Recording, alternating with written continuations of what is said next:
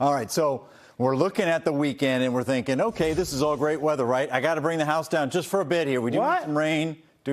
I just don't want it on the weekend. I'm not trying to, spoil anybody's fun here. But it has been a little dry recently. I mean, we're looking at a deficit that goes back a couple of months here in Boston. And back through July and beyond into June. Okay, so we were near normal in June and August. Does that make up for the deficits we've seen in September and October and July? No, it doesn't. And that's because we've been in long-term dry spell. So let's put that aside and just think about how nice this spell is, because this is somewhat unprecedented. I'm looking at like 4 or 5 days of 70 plus. And it's a little summery in there, and it's the last stretch here that we have, so we know we'll get our rain eventually down the road.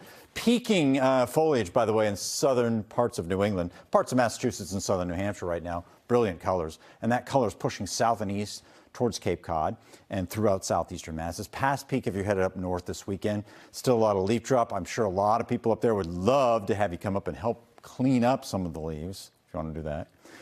Temperatures are falling. Look at this in Norwood already, huh? 32 degrees. Guidance was thinking maybe 38 or 36. Are you kidding me? I mean, this is a night of pure radiational cooling with that full moon out there and clear skies.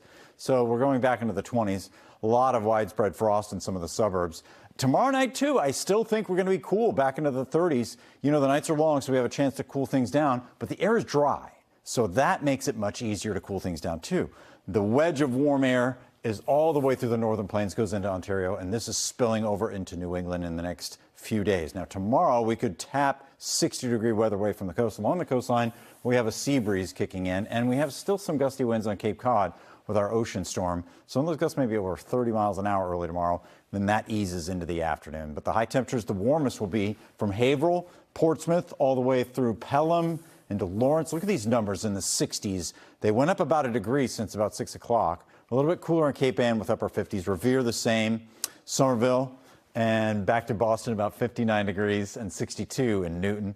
Our temperatures in greater Worcester are in the lower 60s, and on the South Shore also in the 60s through Taunton and Middleborough. Cape Cod remains in the 50s. Nantucket, be lucky to get to 60 degrees.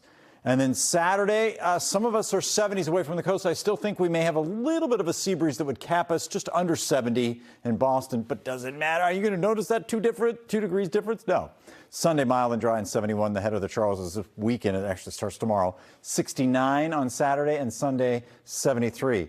Is it almost too warm? Maybe. In some respects, we've been training in the 50s and some cool air all through early October.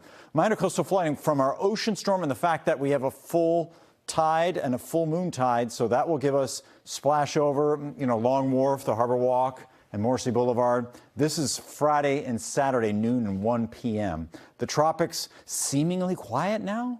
It looks like it, yeah. We have 2 weather systems that we're watching, although this one has a better chance now than the one headed towards Puerto Rico. So we're still vigilant, but we don't have anything that's developing like tomorrow. You can see the extended forecast with that 70-degree stretch. This is it, folks.